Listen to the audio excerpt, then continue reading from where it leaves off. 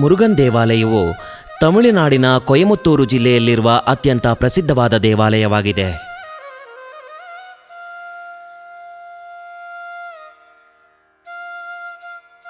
ಪ್ರಸಿದ್ಧ ಗ್ರಂಥಗಳಲ್ಲಿ ಮತ್ತು ಪುರಾಣಗಳಲ್ಲಿ ಈ ದೇವಾಲಯದ ಉಲ್ಲೇಖವಿದೆ.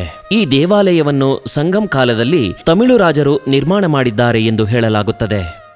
ಈ ದೇವಾಲಯಕ್ಕೆ ಹೋಗಲು ಕೊಯಮತ್ತೂರು ನಗರದ ಮಧ್ಯಭಾಗದಿಂದ ಸುಮಾರು 12 ಕಿಲೋಮೀಟರ್ ಪ್ರಯಾಣ ಮಾಡಬೇಕು.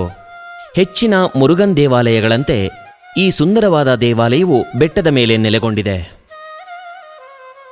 ದಂಡುದಪಾಣಿ ಆರಾಧನೆ ಮಾಡುವ ಮೂರ್ತಿಯಾದ ಮರದ ಮೇಲೆ ಮುರುಗನ್ ದೇವರು ಪ್ರತಿಷ್ಠಾಪನೆಯಾಗಿದೆ. ಸುಮಾರು 600 ಅಡಿ ಎತ್ತರದ ದೊಡ್ಡ ಗ್ರಾನೈಟ್ ಬೆಟ್ಟದ ಮೇಲೆ ಮರುದಾಚಲಪತಿ ಮಧುರಮಲೈ ನೆಲೆಗೊಂಡಿದೆ. ಮರುದಾಚಲಪತಿ ಎಂದರೆ ಮರುತ ಎಂದರೆ ಮರಗಳ ರಾಜ ಎಂದು ಅರ್ಥ.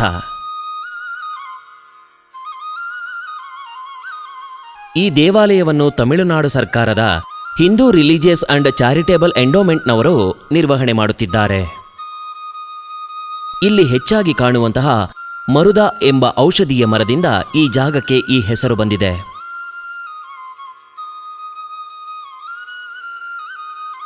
ಬೆಟ್ಟದ ಮೇಲಿರುವ ಇತರ ಮುರುಗನ್ ದೇವಾಲಯಗಳಿಗಿಂತ ಭಿನ್ನವಾಗಿದೆ ಈ ದೇವಾಲಯ. ಪೂರ್ವಕ್ಕೆ ಮುಖ ಮಾಡಿರುವುದು ಈ ದೇವಾಲಯದ ಇನ್ನೊಂದು ವಿಶಿಷ್ಟವಾಗಿದೆ.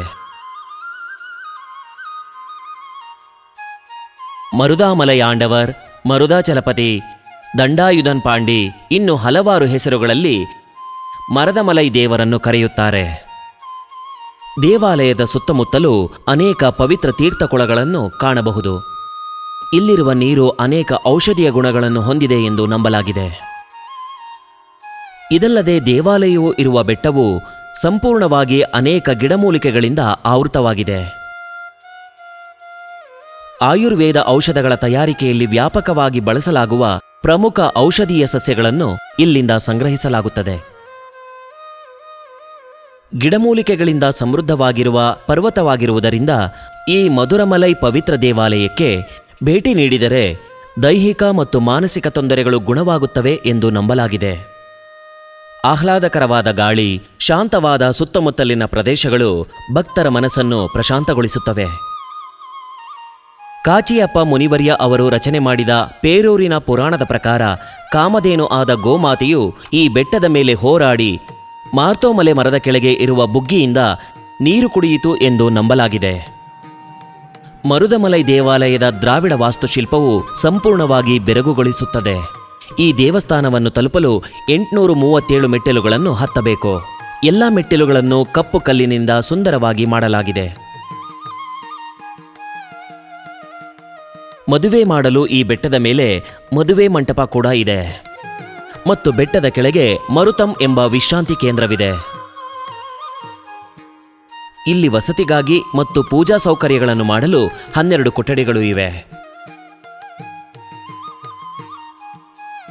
ಅಡೆತಡೆಗಳನ್ನು ನಿವಾರಿಸುವ ಶ್ರೀ ವಿಘ್ನೇಶ್ವರನ ಸನ್ನಿಧಿಯಲ್ಲಿ ಅಶ್ವಶಾಲೆಗೆ ಹಿಂತಿರುಗಿದ ನಂತರ ಭಕ್ತರು ಬೆಟ್ಟದ ಮೇಲೆ ಏರುತ್ತಾರೆ. ನಂತರ ಅಯ್ಯಪ್ಪನ ಸನ್ನಿಧಿಗೆ ಬರುತ್ತಾರೆ. ಭಜನೆ ಮಾಡುತ್ತಾ 18 ಮೆಟ್ಟಿಲುಗಳನ್ನು ಹೃದಯ ತುಂಬಿ ಹತ್ತುತ್ತಾರೆ. ಶಬರಿಮಲೆಗೆ ಪ್ರಯಾಣ ಮಾಡಲು ಸಾಧ್ಯವಾಗದವರು ತಮ್ಮ ಇಷ್ಟಾರ್ಥಗಳಿಗಾಗಿ ಇಲ್ಲಿ ಪೂಜೆ ಸಲ್ಲಿಸುತ್ತಾರೆ.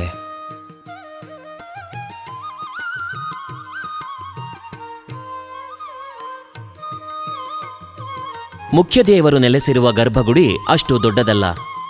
ಸುಬ್ರಹ್ಮಣ್ಯ ಸ್ವಾಮಿಯ ವಿಗ್ರಹ ಸುಮಾರು 5 ಅಡಿ ಎತ್ತರವಿದ್ದು ಮತ್ತು ಮುರುಗನ್ ಭಗವಾನ್ ಪೂರ್ವಾಭಿಮುಖವಾಗಿ ಸೊಂಟದ ಮೇಲೆ ಕೈಯಿಟ್ಟು ನಿಂತಿರುವುದನ್ನು ನೋಡಬಹುದು. ಇದು ಭಕ್ತರನ್ನು ಮಂತ್ರಮುಗ್ಧಗೊಳಿಸುತ್ತದೆ. ಇದು ಪಳನಿ ದೇವರಿಗೆ ಉತ್ತಮ ಹೋಲಿಕೆಯನ್ನು ಹೊಂದಿದೆ.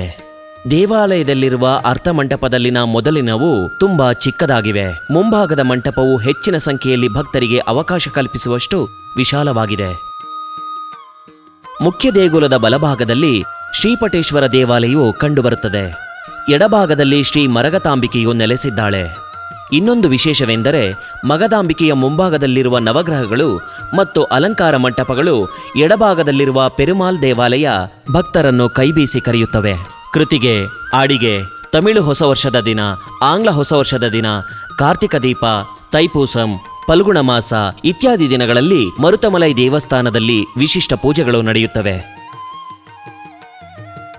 ಇದು ಗಿಡಮೂಲಿಕೆಗಳು ಮತ್ತು ಭಕ್ತಿಯ ಸಂಯೋಜನೆಯಾಗಿದ್ದು ಇದು ಇಡೀ ಪ್ರದೇಶವನ್ನು ಸದ್ಗುಣದಿಂದ ತುಂಬುತ್ತದೆ. ಮರುದಮಲೈ ಮುರುಗನ್ ಜಗತ್ತಿಗೆ ಒಳ್ಳೆಯತನವನ್ನು ಬೀರಿ ತಮಿಳುನಾಡಿನ ಮಣ್ಣಿನಲ್ಲಿ ನೆಲೆಸಿದ್ದಾರೆ.